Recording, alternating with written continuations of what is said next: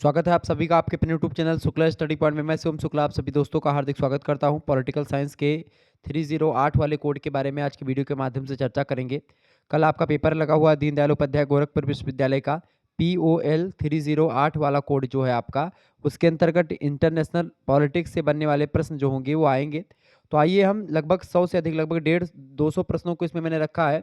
मतलब खूब तीव्र गति से आगे बढ़ेंगे, चूंकि क्या होता है कि जब आप एक क्लास में बहुत सारे प्रश्नों को समझने का प्रयास जब करते हैं तो एक रिवीजन हो जाता है आपका। तो ही रिवीजन क्लास के तौर पर आप इस क्लास को लीजिएगा, ठीक है।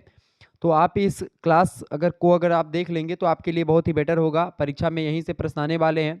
आपको बता दूं, अब की बार थोड़ा सा पेपर जरूर टफ कर दिया गया है दोनों पेपर का, यानी इंटरनेशनल पॉलिटिक्स का और इसका, ठीक है, इंटरनेशनल रिलेशन का। लेकिन फिर भी आप देखेंगे यहीं से लगभग प्रश्न आएंगे। आपने 307 वाले पेपर में भी देखा होगा, लगभग अधिकतर प्रश्न जो थे, लगभग 50% प्रश्न जो थे हमारे द्वारा बताए गए मॉडल पेपर से ही आए थे। तो देखिए यहाँ पर जो आपका पेपर है ये आप देखेंगे इंटरनेशनल पॉलिटिक्स का है, और कल आपका पेपर होने वाला है, तो उसके लिए बहुत ही महत्वपूर्ण है। पॉलिटिकल साइंस BA 6 सेमेस्टर का एक प्रकार से ये मॉडल पेपर है आपकी परीक्षा के लिए। चले, पहला प्रश्न आपकी स्क्रीन पर आ चुका है। तो थोड़ा सा आपकी जो प्रश्न है ये थोड़ा सा आपके भी यहाँ पर जटिल होंगे। चले, प्रश्न है, किसके अनुसार सामूहिक सुरक्षा अंतर्राष्ट्रीय व्यवस्था के विरुद्ध आक्रमण को रोकने तथा उसके विरुद्ध क्रिया करने के लिए किए गए संयुक्त कार्यों का यंत्र होता है। किसने कहा कि सामूहिक सुरक्षा जो होती है वो अंतर्राष्ट्रीय व्यवस्था के विरुद्ध आक्रमण को रोकने तथा उसके विरुद्ध करने के लिए, मतलब क्रिया करने के लिए किए गए संयुक्त कार्यों का यंत्र होता है। इसको कहा था जॉर्ज स्वार्ज वर्नर ने। ऑप्शन नंबर इसका ए करेक्ट आंसर होगा। अगला प्रश्न आप देखेंगे, किसने कहा कि सामूहिक सुरक्षा राज्यों के बीच एक पारंपरिक आश्वासन समझौता है। प्रत्येक राष्ट्र सभी दूसरे राष्ट्रों की सुरक्षा की गारंटी देता है और इसी गारंटी की वजह से उसे अपनी सुरक्षा की गारंटी भी मिलती है। यह कथन जैकब और अर्थर्टन का है। ऑप्शन नंबर इसका ए करेक्ट आंसर होगा। प्रश्न देखेंगे, अगला क्वेश्चन आपकी स्क्रीन पर आ चुका है। सभी लोग देखेंगे, सामूहिक सुरक्षा की मान्यताएं हैं। सामूहिक सुरक्षा की मान्यताएं हैं, यहाँ पर मान्यताएं हैं दिया गया है, यानी कि प्लूरल नाउन में है, यानी डी ऑप्शन करेक्ट आंसर होगा।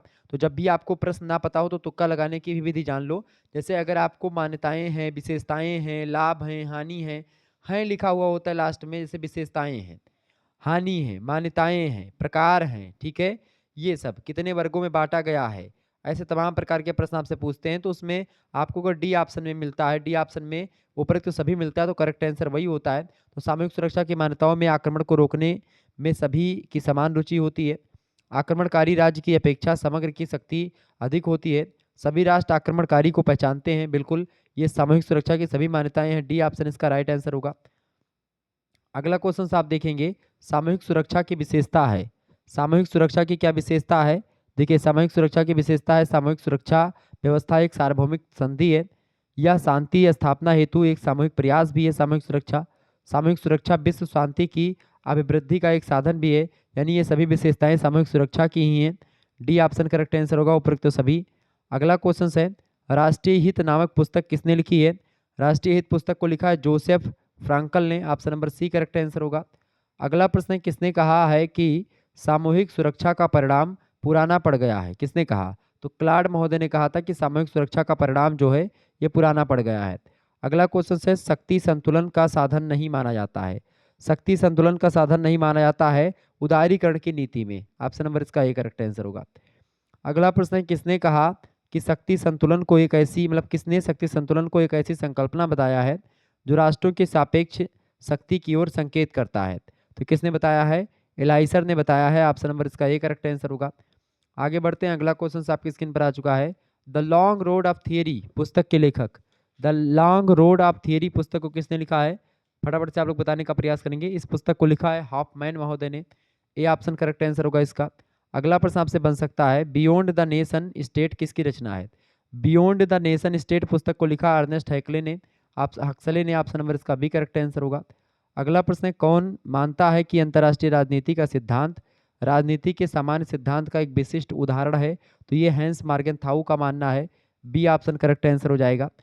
नेक्स्ट क्वेश्चन आप देखेंगे, आदर्शवाद का पूरा मामला विकासवादी प्रगति के सामान्य आदर्श पर आधारित है।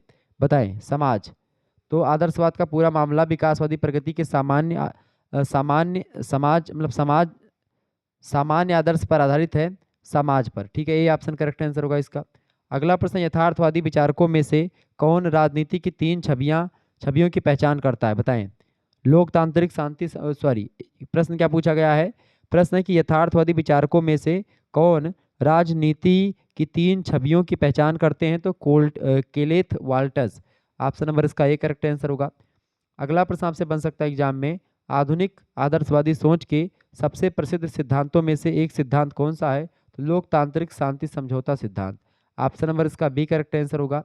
अगला प्रश्न आपकी स्क्रीन पर आ चुका है, नव यथार्थवाद के अनुसार अंतर्राष्ट्रीय राजनीति के केंद्र में है, तो नव यथार्थवाद के अनुसार अंतर्राष्ट्रीय राजनीति के केंद्र में अराजकता होती है।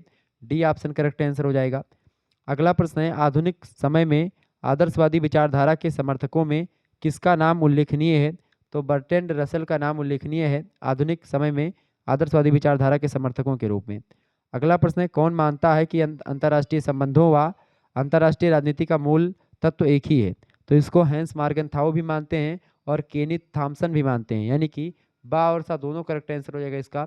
डी ऑप्शन इसका राइट आंसर होगा। ठीक है, ये दोनों मानते हैं कि अंतर्राष्ट्रीय संबंध और अंतर्राष्ट्रीय राजनीति दोनों एक ही तत्व हैं। क्लियर।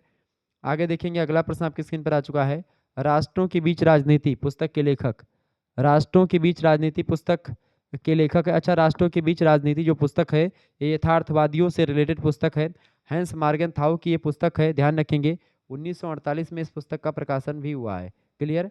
आगे देखेंगे, अगला प्रश्न है, अंतर्राष्ट्रीय संबंध का अध्ययन है, अंतर्राष्ट्रीय संबंध का अध्ययन है राज्यों के बीच संबंध। ठीक है, राज्यों के बीच संबंध अंतर्राष्ट्रीय संबंधों का अध्ययन है, ए ऑप्शन करेक्ट आंसर होगा। वुडरो विल्सन प्रस्तावक थे, वुडरो विल्सन आदर्शवाद के प्रस्तावक थे, बी ऑप्शन करेक्ट आंसर होगा। अगला प्रश्न आपसे बन सकता है, अंतर्राष्ट्रीय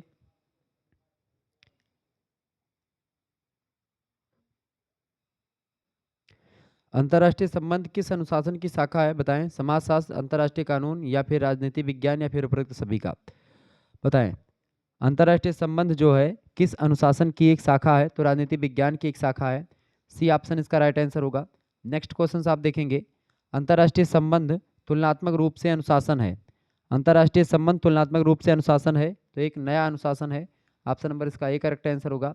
अगला प्रश्न, यथार्थवाद मुख्य रूप से विश्वास करता है, यथार्थवाद जो है युद्ध और संघर्ष में विश्वास करता है, बी ऑप्शन इसका राइट आंसर होगा। अगला प्रश्न, आदर्शवाद मुख्य रूप से विश्वास करता है, आदर्शवाद जो होता है, यथार्थवाद जो होता है, यथार्थवाद आपका युद्ध और संघर्ष में विश्वास करता है, जबकि आदर्शवाद जो है आपका ये व्यापार और सहयोग में विश्वास करता है, सी ऑप्शन इसका करेक्ट आंसर होगा। अगला प्रश्न है, अंतर्राष्ट्रीय संबंध एक अनुशासन है, तो ये एक प्रकार से कैसा अनुशासन है, एक नया अनुशासन है अंतर्राष्ट्रीय संबंध। ओके, ध्यान रखेंगे। अगला क्वेश्चन आपकी स्क्रीन पर आ चुका है, यथार्थवाद के नेतृत्व वाली दुनिया में विदेश नीति शायद ही कभी किसके द्वारा निर्देशित होती, बताएं। यथार्थवाद के नेतृत्व वाली दुनिया में विदेश नीति शायद ही कभी किसके द्वारा निर्देशित होती है, तो विचारधारा के द्वारा, सी ऑप्शन राइट आंसर होगा। अगला प्रश्न, यथार्थवाद के अनुसार अंतर्राष्ट्रीय राजनीति का सार क्या है, यथार्थवाद के अनुसार अंतर्राष्ट्रीय राजनीति का सार है सत्ता की खोज, ऑप्शन नंबर इसका सी करेक्ट आंसर होगा। अगला प्रश्न, यथार्थवाद एक सामान्य दर्शन है जिसे किसका विरोधी माना जाता है, तो यथार्थवाद एक सामान्य दर्शन है जिसका आदर्शवाद का विरोधी माना जाता है, सी ऑप्शन इसका राइट आंसर होगा। अगला प्रश्न, राजनय के लिए राजनीति या कूटनीति के लिए मार्गनथाउ कितने नियमों का उल्लेख करता है, तो 9 नियमों के उल्लेख करते हैं, सी ऑप्शन इसका राइट आंसर हो जाएगा। ठीक है, आगे देखिएगा, अगला प्रश्न आपकी स्क्रीन पर आ चुका है, फटाफट से आप लोग देखने का प्रयास करेंगे, मोस्ट इंपॉर्टेंट क्वेश्चन है। किसके अनुसार निशस्त्रीकरण कुछ या सब शास्त्रों में कटौती या उनको समाप्त करना है ताकि शस्त्रीकरण के दौर का अंत हो, ये एक प्रकार से किसका कथन है, निशस्त्रीकरण को लेकर के ये कथन किसका है, फटाफट से आप लोग बताने का प्रयास करेंगे। इंपॉर्टेंट क्वेश्चन है परीक्षा की दृष्टि से, आपके ऐसे ही प्रश्न आपकी परीक्षा में पूछे जाते हैं, ये बात आप ध्यान रखेंगे। ये किसका कथन है भाई, किसने कहा ये कथन कि निशस्त्रीकरण जो है वो क्या है, कुछ या सब शस्त्रों में कटौती करके या उनको समाप्त करना है ताकि शस्त्रीकरण के दौर का अंत हो, ये किसने कहा था, मार्गनथाउ ने, ऑप्शन नंबर इसका आ करेक्ट आंसर हो जाएगा, ए ऑप्शन इसका राइट आंसर होगा। अगला प्रश्न, किसने कहा कि निशस्त्रीकरण होना चाहिए, किसने कहा निशस्त्रीकरण होना चाहिए, पंडित जवाहरलाल नेहरू का भी कथन था कि निशस्त्रीकरण होना चाहिए, ए ऑप्शन करेक्ट आंसर होगा। फादर ऑफ न्यूक्लियर एजेंसी किसे कहा जाता है? फादर ऑफ न्यूक्लियर एजेंसी कहा जाता है होमी जहांगीर भाभा को। ऑप्शन नंबर बा करेक्ट आंसर होगा। अगला प्रश्न, 6 अगस्त 1945 को हिरोशिमा पर अमेरिका ने कौन सा बम फेंका था? लिटिल बॉय नाम का बम फेंका था। डी ऑप्शन करेक्ट आंसर होगा। अगला प्रश्न, नागासाकी पर अमेरिका ने फैटमैन बम कब फेंका था? तो 9 अगस्त 1945 को फैटमैन नाम का बम नागासाकी पर फेंका था, और 6 अगस्त 1945 को लिटिल बॉय नामक जो है बम फेंका गया था हिरोशिमा शहर पर जापान के। अगला प्रश्न, कौन सा देश 1954 में सबसे पहले न्यूक्लियर टेस्ट पर बैन लगाया था? तो किसने लगाया था भैया? भारत ने सबसे पहले लगाया था। ऑप्शन नंबर इसका सी करेक्ट आंसर हो जाएगा। ठीक है, नेक्स्ट क्वेश्चन आप देखेंगे, 1900 निम्न में से कौन निशस्त्रीकरण से संबंधित नहीं है? निशस्त्रीकरण से कौन संबंधित नहीं है? नाटो संबंधित नहीं है। डी ऑप्शन करेक्ट आंसर होगा। अगला प्रश्न, निम्न में से किस देश ने अप्रसार संधि पर हस्ताक्षर नहीं किया? तो भारत ने अप्रसार संधि पर हस्ताक्षर नहीं किया था। ए ऑप्शन करेक्ट आंसर होगा इसका। अगला क्वेश्चन आपकी स्क्रीन पर आ चुका है, आसियान का चार्टर लागू किया गया। आसियान का चार्टर लागू किया गया, फटाफट से आप बताएंगे कब लागू किया गया था आसियान का चार्टर?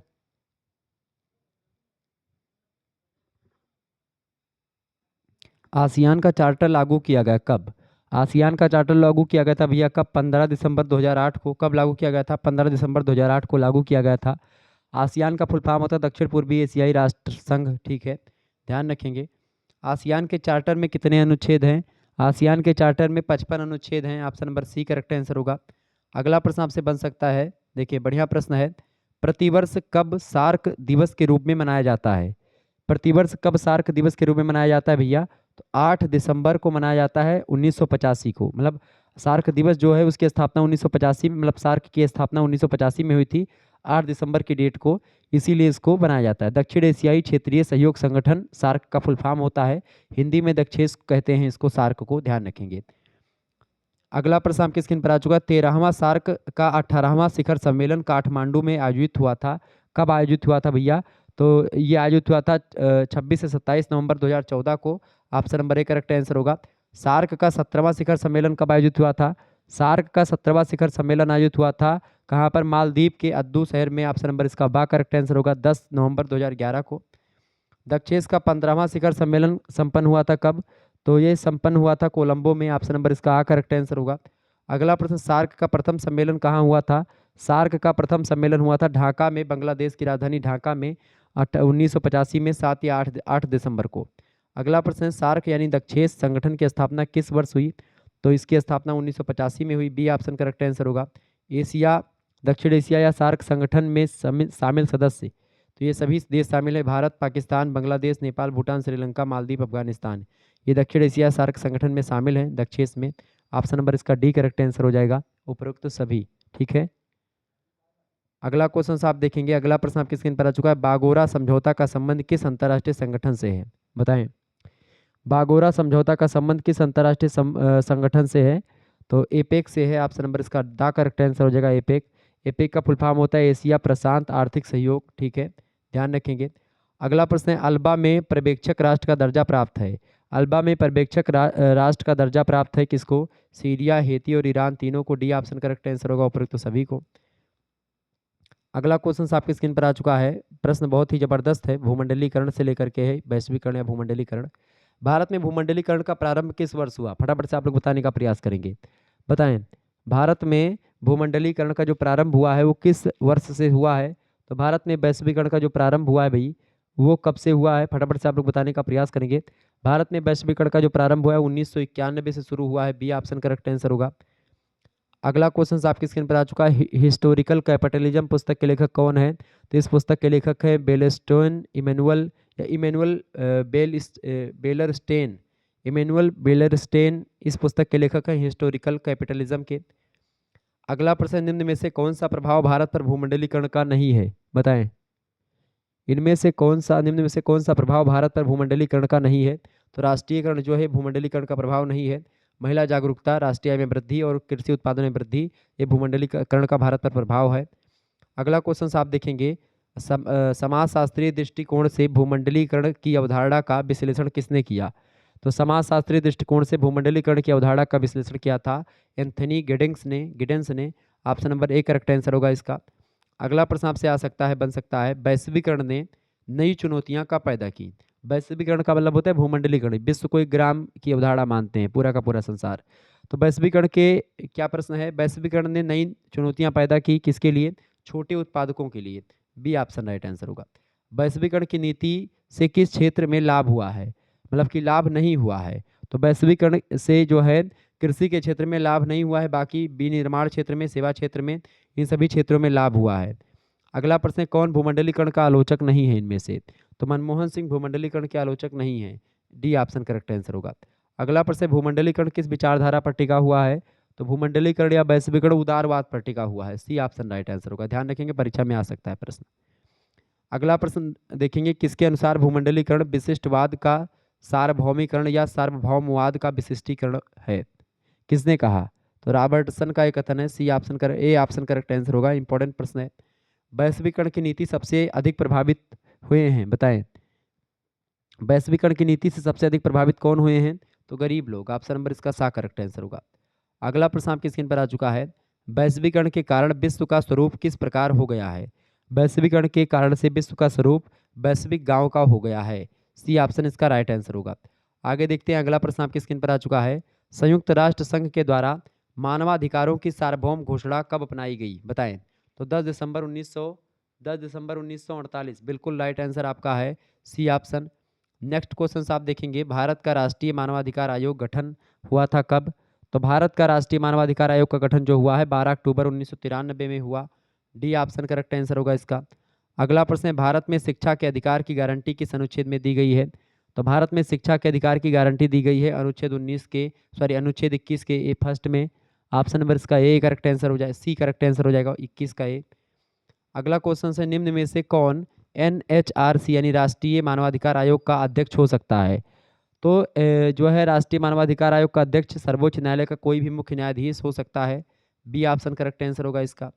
अगला क्वेश्चन आप देखेंगे, मानवाधिकार और मानवीय गलतियां पुस्तक के लेखक। मानवाधिकार और मानवीय गलतियां पुस्तक को लिखा है बी आर कृष्ण अय्यर ने। ऑप्शन नंबर इसका सी करेक्ट आंसर होगा। अगला प्रश्न, राष्ट्रीय मानवाधिकार आयोग एनएचआरसी का कार्यकाल। तो 5 वर्ष या फिर 70 वर्ष की आयु, दोनों। सी ऑप्शन करेक्ट आंसर होगा, जो भी पहले पूरी हो उतना। अगला क्वेश्चन है, राष्ट्रीय मानवाधिकार आयोग, राष्ट्रीय मानवाधिकार यानी एनएचआरसी का एक अध्यक्ष होता है। एनएचआरसी का एक अध्यक्ष होता है, मतलब अध्यक्ष होता है। तो और कितने सदस्य होते हैं? और 5 सदस्य होते हैं। ठीक है, एक अध्यक्ष होता है और 5 सदस्य होते हैं। ठीक है। अगला क्वेश्चन है, राष्ट्रीय मानवाधिकार आयोग का मुख्यालय कहाँ पर है? तो ये आपका दिल्ली में है। बी ऑप्शन करेक्ट आंसर होगा। अगला क्वेश्चन आप देखेंगे, रक्षा आपूर्ति विभाग की स्थापना कब की गई? बताएं। रक्षा आपूर्ति विभाग, फटाफट से आप लोग बताने का प्रयास करेंगे। रक्षा आपूर्ति विभाग की स्थापना कब की गई थी? बताइए, बहुत ही महत्वपूर्ण प्रश्न है परीक्षा की दृष्टि से आपके। रक्षा आपूर्ति विभाग की स्थापना कब की गई? 1965, 1966, 1970 या फिर 1971? करेक्ट आंसर इसका क्या हो जाएगा? इंपॉर्टेंट क्वेश्चन है परीक्षा की दृष्टि से आपके, बताने का प्रयास करेंगे। तो रक्षा आपूर्ति विभाग की स्थापना की गई थी नवंबर 1965 में। ऑप्शन नंबर इसका ए करेक्ट आंसर होगा। चौथी पंचवर्षीय योजना कब शुरू की गई थी? चौथी पंचवर्षीय योजना जो शुरू की गई थी भारत में 1969 में शुरू की गई थी। ठीक है, 1969 से 1974 तक चली थी। अगला प्रश्न, भारत ने अपना पहला परमाणु परीक्षण कब किया था? भारत ने अपना पहला परमाणु परीक्षण किया था पोखरण में 18 मई 1974 को। ये ऑप्शन करेक्ट आंसर हो जाएगा इसका, इस्माइली बुद्धा के नाम से, पोखरण राजस्थान में। अगला प्रश्न, होमी जहांगीर भाभा कौन थे? होमी जहांगीर भाभा वैज्ञानिक थे। सी ऑप्शन करेक्ट आंसर होगा। चीन ने अपना जो है परमाणु परीक्षण कब किया था? चीन ने अपना परमाणु परीक्षण किया था 1964 में। Option number C correct answer होगा। परमाणु अप्रसार संधि कब लाई गई थी? परमाणु अप्रसार संधि 1 जुलाई 1968 को लाई गई थी। अगर पूछा जाए कि कब लागू की गई थी, परमाणु अप्रसार संधि को शॉर्ट फॉर्म में एनपीटी कहते हैं। ठीक है, क्या बोलते हैं? एनपीटी बोलते हैं। एनपीटी कब लाई गई थी भैया? 1 जुलाई 1968 को लाई गई थी। लागू कब हुई एनपीटी? तो एनपीटी 5 मार्च 1970 को लागू हुई थी, ये बात भी ध्यान रखेंगे। अरब इजराइल युद्ध कब हुआ था? अरब इजराइल युद्ध हुआ था 1973 को। बी ऑप्शन करेक्ट आंसर होगा। तो ऐसे ही प्रश्न आपकी परीक्षा में पूछे जा सकते हैं, तो आप इन प्रश्नों को तैयार कर लीजिएगा, परीक्षा में आ सकते हैं आपके। प्रश्न अगला है, परमाणु अप्रसार संधि को कब तक के लिए बढ़ा दिया गया? परमाणु अप्रसार संधि को कब तक के लिए बढ़ा दिया गया? 11 मई 1995 तक बढ़ा दिया गया। सी ऑप्शन इसका करेक्ट आंसर होगा। सीटीबीटी का पूरा नाम क्या है? CTBT का पूरा नाम है comprehensive test bank treaty. A option correct answer होगा। CTBT एक प्रकार से 24 सितंबर 1996, ठीक है, को ये जो एक प्रकार से ट्रीटी लाई गई थी। 181 देशों से 181 देशों ने लगभग इस पर साइन किया था। भारत पाकिस्तान इन सभी लोगों ने साइन नहीं किया था इस पर, दक्षिणी सूडान वगैरह ने, ठीक है। आगे देखेंगे, अगला प्रश्न है इजराइल कब आज़ाद हुआ। इजराइल 14 मई 1948 को आज़ाद हुआ था। बी ऑप्शन राइट आंसर होगा। अगला प्रश्न, भारत में इजराइल एजेंसी कब खुली। भारत में इजराइल एजेंसी खुली थी जनवरी 1929 को, सॉरी 1952 को। ऑप्शन नंबर इसका क्या करेक्ट आंसर होगा, 92 को, ठीक है, 1992। भारत में इजराइल एजेंसी कब खुली थी, 1992 जनवरी महीने में। अगला प्रश्न है, पहली बार भारत के प्रधानमंत्री नरेंद्र मोदी इजराइल कब गए थे। 2017 में गए थे पहली बार। सी ऑप्शन इसका करेक्ट आंसर होगा। आगे देखेंगे, अगला प्रश्न आपकी स्क्रीन पर आ चुका है। बहुत ही जबरदस्त प्रश्न है, परीक्षा की दृष्टि से आपके बताने का प्रयास करेंगे। बताइए, बहुत ही महत्वपूर्ण प्रश्न आपकी स्क्रीन पर आ चुका है। प्रश्न है, पराश्रिता की अवधारणा 1960 में के दशक में इनमें जो है उद्विकसित हुई कहाँ पर। अफ्रीका में, लैटिन अमेरिका में, यूरोप में या फिर एशिया में। बताएं कहाँ पर उद्विकसित हुई थी भाई पराश्रिता की अवधारणा।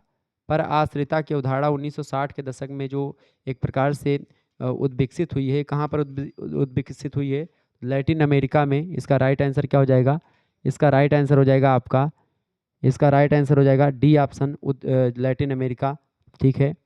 नेक्स्ट क्वेश्चन आप देखेंगे, अगला प्रश्न आपकी स्क्रीन पर आ चुका है, फटाफट से आप लोग देखने का प्रयास करेंगे। ओके, चलिए प्रश्न आप देखने का प्रयास करेंगे। अगला प्रश्न है, व्यवस्था विश्लेषण को लेकर के प्रश्न आपको आपके समक्ष आ गया है। देखें, प्रश्न है आपका, व्यवस्था विश्लेषण के मॉडल का सही अनुक्रम क्या है। बताएं, व्यवस्था विश्लेषण के मॉडल का सही अनुक्रम क्या है। देखें, इसका सही अनुक्रम जो है आपका शक्ति का संतुलन, फिर उसके बाद में आपका आएगा ढीली द्विध्रुवीयता, फिर कठोर द्विध्रुवीयता, फिर उसके बाद में आपका आएगा सार्वभौमिक अंतर्राष्ट्रीय व्यवस्था। यानी कि ये चारों जो है आपका 1 2 3 4 इसमें दिया गया, तो डी ऑप्शन 1 2 3 4 ये आपका सही क्रम होगा व्यवस्था विश्लेषण के मॉडल का। डी ऑप्शन इसका करेक्ट आंसर होगा। अगला प्रश्न, यथार्थवादी सिद्धांत का जनक कहा जाता है किसको। यथार्थवादी सिद्धांत का जनक कहा जाता है नेबूर को। किसको बोलते हैं, नेबूर को यथार्थवादी सिद्धांत का जनक कहा जाता है। सी ऑप्शन इसका करेक्ट आंसर होगा। अगला प्रश्न है, एक्स और वाई के सिद्धांत किसके द्वारा प्रतिपादित किए गए। एक्स और वाई के सिद्धांत जो हैं ये MC ग्रेगर के द्वारा प्रस्तुत किए गए। बी ऑप्शन इसका करेक्ट आंसर होगा। अगला प्रश्न, विश्व व्यवस्था विश्लेषण सर्वप्रथम किसके द्वारा पेश किया गया था। विश्व व्यवस्था विश्लेषण सर्वप्रथम किसके द्वारा पेश किया गया था, तो इमैनुअल वालरस्टीन के द्वारा इसको पेश किया गया था। इसका डी ऑप्शन करेक्ट आंसर होगा। बहुत ही इंपॉर्टेंट प्रश्न है, ध्यान रखेंगे। अगला क्वेश्चन आपकी स्क्रीन पर आ चुका है, ये आपका प्रश्न दिया गया है, मिलान कीजिए, मिलान कीजिए इनमें से, ठीक है। मिलान क्या होगा, देखिए मार्टन कैपलान की अगर बात की जाए, देखिए इनमें से यथार्थवाद का सिद्धांत किसने दिया है भैया, यथार्थवाद का जो सिद्धांत दिया है, इनमें से यथार्थवाद का सिद्धांत आपको पता होगा किसने दिया है। यथार्थवाद का सिद्धांत किसने दिया भैया, फटाफट से आप लोग बताने का प्रयास करेंगे।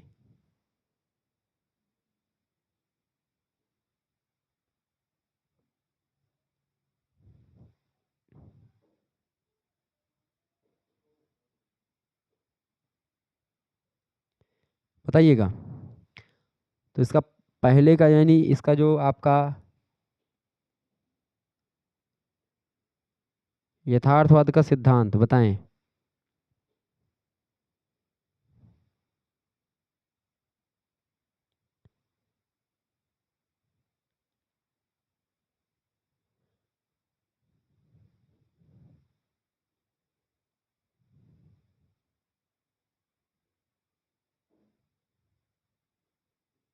मार्गेंथाउ, ठीक है। यथार्थवाद के सिद्धांत कौन दिए हैं, मार्गेंथाउ ने, यानी कि तीसरा का दूसरा होगा। तीसरे में आप देखेंगे दूसरा इसमें दिया है और दूसरा इसमें दिया है, ठीक है। तो इसका इसका इन दोनों में से कोई एक करेक्ट आंसर होगा। आगे देखेंगे आपका इसमें जो दिया गया है मार्टन कैपलान।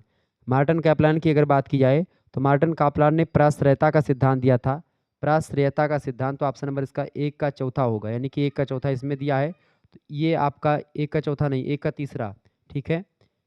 यानी कि मार्टन कैपलान ने क्या दिया, व्यवस्था का सिद्धांत दिया, बिल्कुल हाँ, बिल्कुल। तो इसका करेक्ट आंसर जो हो जाएगा ऑप्शन नंबर बी में जो दिया गया है, यानी कि पहले का इसमें तीसरा लगेगा, ठीक है, पहले में तीसरा, और जो आपका दूसरा होगा उसका चौथा लगेगा। आंद्रे गुटर फ्रैंक ने प्रासृता का सिद्धांत दिया, मार्गेनथाउ का लगेगा सेकंड में, और मिखाइल जो है गोबार्चेव का लगेगा ये वाला, ठीक है, ए ऑप्शन, यानी इसका करेक्ट आंसर हो जाएगा बी वाला, ठीक है, ध्यान रखेंगे इस बात को। ओके, आगे देखेंगे, अगला प्रश्न आपके स्क्रीन पर आ चुका है। बहुध्रुवीय व्यवस्था की तुलना में द्विध्रुवीय व्यवस्था के अस्थायित्व से संबंधित केनेथ वाल्टस के तर्क का आधार किसने ग्रहण किया था? तो जॉन मियर सीमर ने ग्रहण किया था बहुध्रुवीय व्यवस्था की तुलना में द्विध्रुवीय व्यवस्था के अस्थायित्व से संबंधित केनेथ वाल्टस के तर्क का आधार किसने ग्रहण किया था? जॉन मियर सीमर ने ग्रहण किया था। अगला प्रश्न है, विज्ञान बनाम परंपरावाद को किसने अंतर्राष्ट्रीय राजनीति में नई महान बहस की संज्ञा दी? विज्ञान बनाम परंपरावाद को किसने अंतर्राष्ट्रीय राजनीति में नई महान बहस की संज्ञा दी? तो मार्टिन कैपलान ने दी थी। ऑप्शन नंबर इसका सी करेक्ट आंसर हो जाएगा, ध्यान रखेंगे। ये बताएं कौन अंतर्राष्ट्रीय राजनीति में आदर्शवादी उपागम का समर्थक था? तो वुडरो विल्सन जो थे ये अंतर्राष्ट्रीय राजनीति में आदर्शवादी उपागम के समर्थक थे, ठीक है। मार्गेनथाउ जो हैं ये राजनीति में यथार्थवाद के समर्थक हैं। ओके ओके, ये बात आप ध्यान रखेंगे। अंतर्राष्ट्रीय राजनीति राष्ट्रों के बीच निरंतर होने वाले शक्ति संघर्ष के अतिरिक्त कुछ नहीं है, ये कथन हैंस मार्गेनथाउ का है, प्रश्न परीक्षा में आ सकता है। अगला प्रश्न आपकी स्क्रीन पर आ चुका है, इसमें भी आपको मिलाना है। देखिए सुमेलित कीजिए, इसमें से आपको मिलाना है, इसका करेक्ट आंसर क्या हो जाएगा? देखिए इसमें पहले का होगा जाएगा आपका तीसरा मार्गेनथाउ राष्ट्रों के बीच राजनीति के बारे में एक प्रकार से लिखते हैं। इसके अलावा जो दूसरा होगा उसका आपका करेक्ट आंसर हो जाएगा फर्स्ट वाला ई एच कार संघर्ष की युक्ति, ठीक है। इसके अलावा केनेथ वाल्टस की अगर बात की जाए तो इसका सेकंड में जाएगी अंतर्राष्ट्रीय राजनीति का सिद्धांत दिया केनेथ वाल्टस ने। इसके अलावा इनका जो बच्चा आपका ये सामने सामने, ठीक है, तो 4 का 4, यानी इसका करेक्ट आंसर क्या हो जाएगा? सी ऑप्शन में दिया है, सी ऑप्शन इसका राइट आंसर होगा, ठीक है। आगे देखिएगा, अगला क्वेश्चन आपके स्क्रीन पर आ चुका है। प्रश्न बहुत ही महत्वपूर्ण है ये सब प्रश्न। मार्गेनथाउ के विचार की सही अभिव्यक्ति नहीं है। मार्गेनथाउ के विचार की सही अभिव्यक्ति क्या नहीं है? देखिए मार्गेनथाउ अंतर्राष्ट्रीय संबंधों का यथार्थवादी सिद्धांत प्रस्तुत करते हैं, बिल्कुल प्रस्तुत करते हैं, ये सही है। मार्गेनथाउ की मान्यता है कि राज्य का कार्य व्यापार राष्ट्रीय हित और नैतिकता के द्वारा निर्धारित होना है। नहीं, ये राष्ट्रीय हित और नैतिकता नहीं बताते हैं, ये शक्ति और संघर्ष के अतिरिक्त कुछ नहीं कहते हैं, ठीक है, यही गलत हो जाएगा। मार्गेनथाउ का तर्क है कि राष्ट्रीय हित नैतिकता के सभी सिद्धांतों से बढ़कर के है, ये कहा इन्होंने। मार्गेनथाउ का दावा है कि राष्ट्रीय हित को राज्य की विदेशी नीति के दिशा निर्देश करना ही चाहिए, बिल्कुल ये भी सही है, यानी कि ये और पहला ये तीनों सही है। बी ऑप्शन जो है ये गलत दिया है, तो बी ऑप्शन करेक्ट आंसर होगा। अगला प्रश्न है, अंतर्राष्ट्रीय राजनीति के प्रमुख तत्व हैं। अंतर्राष्ट्रीय राजनीति के प्रमुख तत्व क्या क्या हैं? राष्ट्रीय हित, विवाद और शक्ति और सहयोग, ये सब हैं। Option number D correct answer हो जाएगा, उपरोक्त सभी। अगला क्वेश्चन आप देखेंगे, आदर्शवादी सिद्धांत का प्रमुख लक्ष्य क्या है? आदर्शवादी सिद्धांत का प्रमुख लक्ष्य है अंतर्राष्ट्रीय शांति। ऑप्शन नंबर इसका बी करेक्ट आंसर हो जाएगा, ठीक है। अच्छा, इसमें आप देखेंगे और भी देख, आदर्शवादी सिद्धांत का प्रमुख लक्ष्य है अंतर्राष्ट्रीय शांति, ठीक है, ऑप्शन नंबर बी। अगला प्रश्न है, अंतर्राष्ट्रीय सिद्धांत के समर्थक राष्ट्रीय हित प्राप्त करने के लिए किस पर बल देते हैं? बताएं। अंतर्राष्ट्रीय प्रश्न है, आदर्शवादी सिद्धांत के समर्थक राष्ट्रीय हित की प्राप्ति के लिए किस पर बल देते हैं? तो शक्ति पर भी बल देते हैं आदर्शवादी, और संघर्ष पर भी बल देते हैं, दोनों पर, उपरोक्त दोनों पर बल देते हैं। ऑप्शन नंबर इसका सी करेक्ट आंसर हो जाएगा। आदर्शवादी सिद्धांत के समर्थक राष्ट्रीय हित को प्राप्त करने के लिए किस पर बल देते हैं? शक्ति और संघर्ष दोनों पर। नहीं, इसका करेक्ट आंसर क्या हो जाए? शक्ति और संघर्ष पर आदर्शवादी समर्थक जो है बल नहीं देते, तो ये दोनों आपका ये गलत हो जाएगा, ठीक है। ये इसमें आप देखेंगे यथार्थवाद शक्ति और संघर्ष पर बल देता है, आदर्शवाद जो है ये नहीं बल देता, तो इनमें से कोई नहीं। डी ऑप्शन इसका करेक्ट आंसर लगा दीजिएगा। क्या लगाएंगे भाई? डी ऑप्शन इसका करेक्ट आंसर लगाएंगे, इनमें से कोई नहीं, ठीक है। आगे देखेंगे, अगला प्रश्न आपकी स्क्रीन पर आ चुका है, हैंस मार्गेनथाउ की पुस्तक है। मार्गेनथाउ की पुस्तक इनमें से कौन सी है भाई? देखिए, पॉलिटिक्स अमंग नेशनल, ये पुस्तक किसी की है? ऑप्शन नंबर इसका बी करेक्ट आंसर हो जाएगा। अगला प्रश्न है, मार्गेनथाउ के 6 नियमों में कौन सा नियम शामिल है? मार्गेनथाउ के 6 नियमों में राष्ट्रीय हित की प्रधानता, राजनीति और मानव की प्रकृति, अंतर्राष्ट्रीय राजनीति की स्वायत्तता, ये तीनों संकलित है। डी ऑप्शन इसका करेक्ट आंसर होगा, उपरोक्त तो सभी। अगला प्रश्न, किसने कहा कि शक्ति साध्य है और शक्ति प्राप्त होने पर राष्ट्रीय हित की प्राप्ति स्वतः हो जाती है? किसने कहा? बताएं, ये किसने कहा था? मार्गेनथाउ ने ही कहा था, बी ऑप्शन करेक्ट आंसर हो जाएगा इसका। आगे देखेंगे, अगला प्रश्न आपकी स्क्रीन पर आ चुका है, बहुत ही ज़बरदस्त क्वेश्चन है। प्रश्न आपकी स्क्रीन पर आ चुका है, फटाफट से आप लोग देखने का प्रयास करेंगे। प्रश्न है, भारतीय सोवियत जो है संधि, मैत्री और सहयोग संधि कब हुई, बताएं। बढ़िया प्रश्न आपकी परीक्षा की दृष्टि से आ चुका है, इंपॉर्टेंट है। प्रश्न क्या पूछा गया है, भारतीय सोवियत शांति, मैत्री और सहयोग संधि जो हुई है वो कब हुई है। बढ़िया प्रश्न है, परीक्षा में आ सकता हूँ। अगस्त 1970, अगस्त 1971, अगस्त 1972 या फिर अगस्त 1955, मतलब 1995। इसका करेक्ट आंसर क्या हो जाएगा, सभी लोग बताने का प्रयास करेंगे। इंपॉर्टेंट क्वेश्चन है। तो भारत सोवियत शांति, मैत्री और सहयोग संधि जो हुई है ये 9 अगस्त 1971 को हुई है। ऑप्शन नंबर इसका बी करेक्ट आंसर होगा, 9 अगस्त 1971। अगला प्रश्न है, भारत अमेरिका परमाणु समझौता संबंधित है। भारत अमेरिका परमाणु समझौता जो है किससे संबंधित है, नागरिक परमाणु सहयोग से संबंधित है। Option number A correct answer होगा। ये समझौता बेसिकली 2006 में हुआ था, 18 जुलाई को। अगला प्रश्न है, निम्न में से किसके सक्रिय प्रयासों से भारत पाक नहरी पानी समझौता 1960 में हुआ था। भारत पाक नहरी पानी समझौता को सिंधु नदी जल समझौता भी कहते हैं, जिसमें 80% पानी जो है पाकिस्तान यूज करता है और भारत उसका 20% पानी यूज करता है, ऊपर की 3 नदियों का, और नीचे की 3 नदियों का पानी का जो है 60 मतलब 80% भारत यूज करता है और 20% पाकिस्तान पाता है। ठीक है, 6 नदियाँ जो हैं जो बहती हैं, ठीक है, तो उनमें तो ये समझौता हुआ था, विश्व बैंक की मध्यस्थता में हुआ था। ठीक है, तो सी ऑप्शन इसका करेक्ट आंसर हो जाएगा। क्लियर। आगे देखेंगे, चीन भारत के किस क्षेत्र को विवादित समझता है। तो चीन भारत के स्काई चीन को विवादित समझता है, सी ऑप्शन करेक्ट आंसर होगा। अगला प्रश्न है, भारत चीन युद्ध को सुलझाने के लिए कौन सा प्रस्ताव लाया गया, बताएं। तो भारत चीन युद्ध को सुलझाने के लिए कोलंबो प्रस्ताव लाया गया था 1962 में। Option number C correct answer हो जाएगा। एक बात और आपको बता दूं, अगर आपको और भी को करिकुलर से रिलेटेड वीडियो देखनी है या और भी आपको अपने यूनिवर्सिटी से रिलेटेड क्वेश्चन पेपर आपको देखना है, तो आप हमारे दूसरे चैनल को करिकुलर मास्टर को सब्सक्राइब कर लीजिएगा। यहाँ पर विधिवत तैयारी आपकी होने वाली है। ठीक है, और बहुत सारी वीडियोज़ ऑलरेडी अवेलेबल है यहाँ पर, आप देख लीजिएगा। ठीक है, धन्यवाद। तो ये को करिकुलर चैनल को आप सभी लोग सब्सक्राइब कर लीजिएगा, अभी मैंने बनाया चैनल आपके लिए ही बनाया है, तो आप इस चैनल को सब्सक्राइब करके, ठीक है, और लाइक कर दीजिएगा जो वीडियोज़ पड़ी हैं उन पर। अगला प्रश्न है, हैंड्स ऑफ श्रीलंका सिद्धांत किसने प्रतिपादित किया। हैंड्स ऑफ श्रीलंका सिद्धांत किसने प्रतिपादित किया, इंदिरा गांधी ने प्रतिपादित किया था। ऑप्शन नंबर इसका बी करेक्ट आंसर होगा। नेक्स्ट क्वेश्चन आप देखेंगे, निम्न में से कौन से देश आसियान +3 में शामिल हैं। कौन से देश आसियान +3 में शामिल हैं, तो चीन, जापान, दक्षिण कोरिया, ये आपके +3 में शामिल हैं। ठीक है, आसियान में। ऑप्शन नंबर इसका सी करेक्ट आंसर होगा। अगला क्वेश्चन आप देखेंगे, फ्रांस भारत में किस स्थान पर परमाणु ऊर्जा संयंत्र स्थापित करने के लिए सहमत हुआ है। तो फ्रांस जो है भारत में किस स्थान पर परमाणु ऊर्जा संयंत्र स्थापित करने के लिए सहमत हुआ है भाई, तो जेतापुर में, जेतापुर परमाणु ऊर्जा संयंत्र जो है ये कंपनी का नाम है, महाराष्ट्र के रत्नगिरी जिले में। फ्रांस भारत जो है ये एक प्रकार से महाराष्ट्र के रत्नगिरी जिले में एक प्रकार से जेतापुर परमाणु ऊर्जा संयंत्र स्थापित किया गया। इसका उद्देश्य था लगभग 9900 मेगावाट बिजली का उत्पादन करना। अगला प्रश्न, एशिया में 7 भारत का मिलन वचनबद्धता की कल्पना में स्पष्ट अभिव्यक्ति किया गया था, यह किसने स्पष्ट किया। तो एशिया के साथ भारत का मिलन वचनबद्धता की कल्पना में स्पष्ट अभिव्यक्ति किया गया था, यह कथन पंडित जवाहरलाल नेहरू से रिलेटेड है। ऑप्शन नंबर इसका बी करेक्ट आंसर होगा। इंडियन नेशनल आर्मी का गठन किसने किया, बताएं। इंडियन नेशनल आर्मी का गठन किया था सुभाष चंद्र बोस ने, नेताजी ने। Option number A correct answer होगा। इंडियन नेशनल आर्मी का गठन कब किया गया था, 1942 में किया गया था। इसका बी ऑप्शन करेक्ट आंसर होगा। आगे देखेंगे, अगला प्रश्न आपकी स्क्रीन पर आ चुका है, अंतर्राष्ट्रीय संबंधों में शक्ति क्या है। अंतर्राष्ट्रीय संबंधों में शक्ति क्या है, बताएं। फटाफट से आप लोग बताने का प्रयास करेंगे। अंतर्राष्ट्रीय संबंधों में शक्ति क्या है, बताइएगा। बहुत ही महत्वपूर्ण प्रश्न आपकी परीक्षा की दृष्टि से आ चुका है। अंतर्राष्ट्रीय संबंधों में शक्ति किसे कहते हैं, निरंकुश, सापेक्ष या अपरिचित या परिचित, बताएं।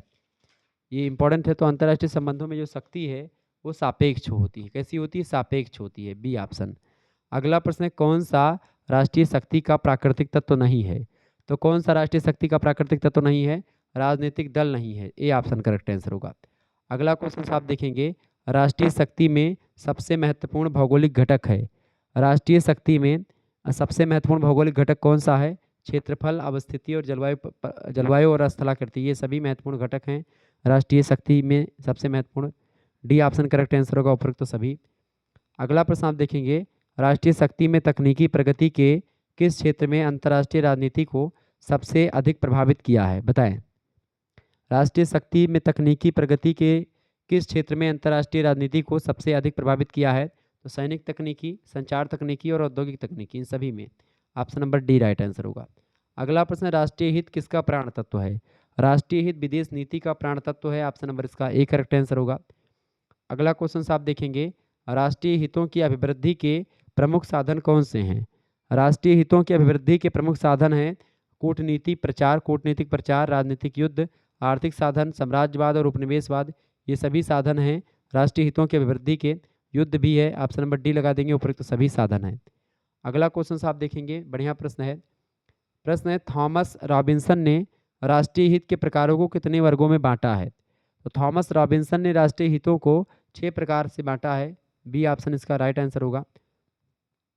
राष्ट्रीय शक्ति का क्या अर्थ है?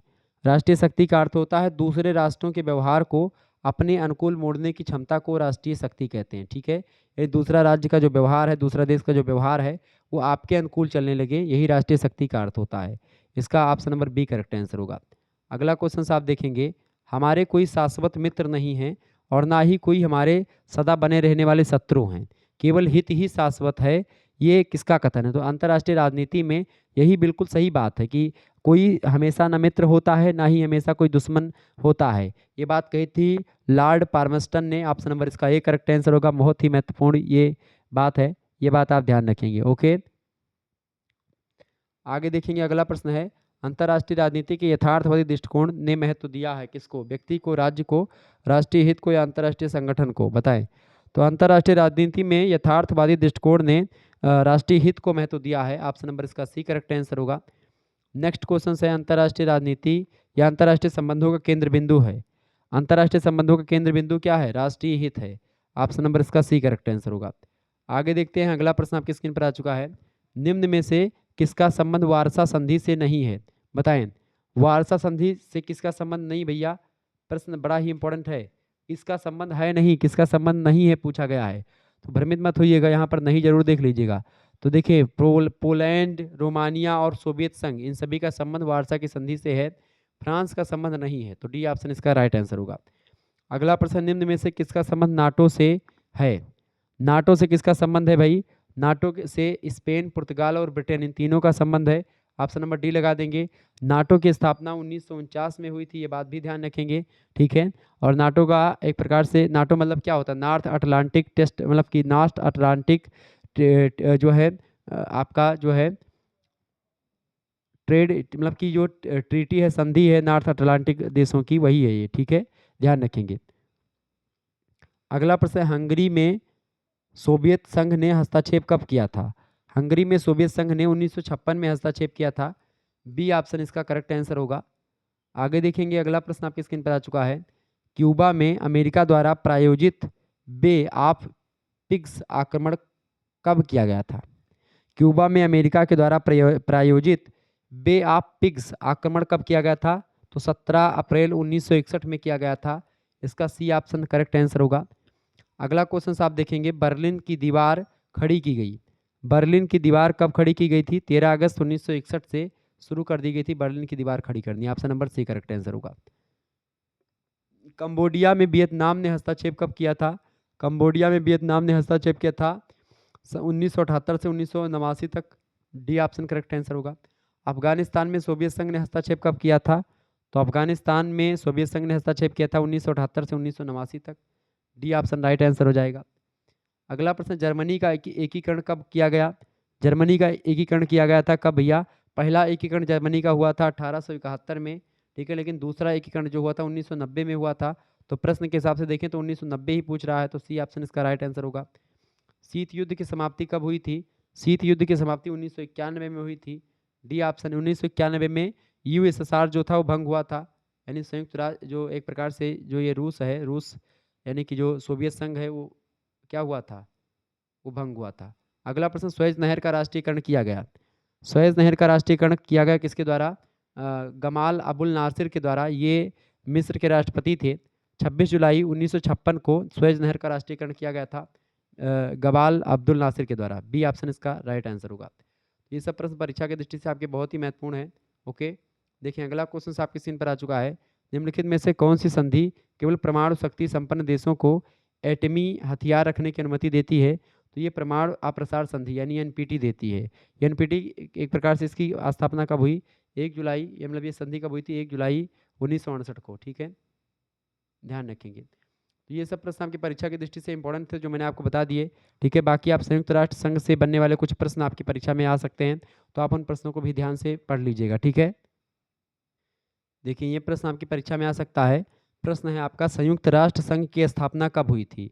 तो संयुक्त राष्ट्र संघ की स्थापना हुई थी 24 अक्टूबर 1945 को। ऑप्शन नंबर इसका ए करेक्ट आंसर होगा। अगला प्रश्न आपसे बन सकता है, संयुक्त राष्ट्र दिवस कब मनाया जाता है?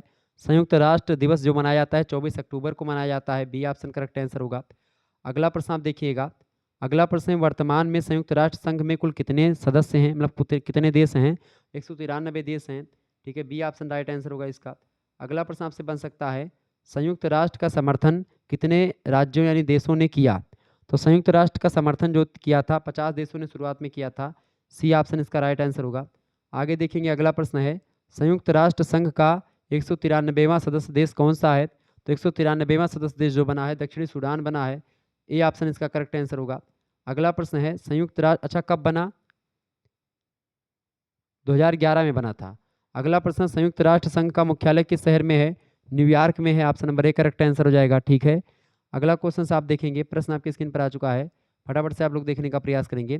संयुक्त राष्ट्र संघ का कार्यकाल किस वर्ष बन करके तैयार हुआ? संयुक्त राष्ट्र संघ का कार्यालय जो था वो किस वर्ष बन करके तैयार हुआ है? 1952 में बन करके तैयार हुआ। ए ऑप्शन करेक्ट आंसर होगा।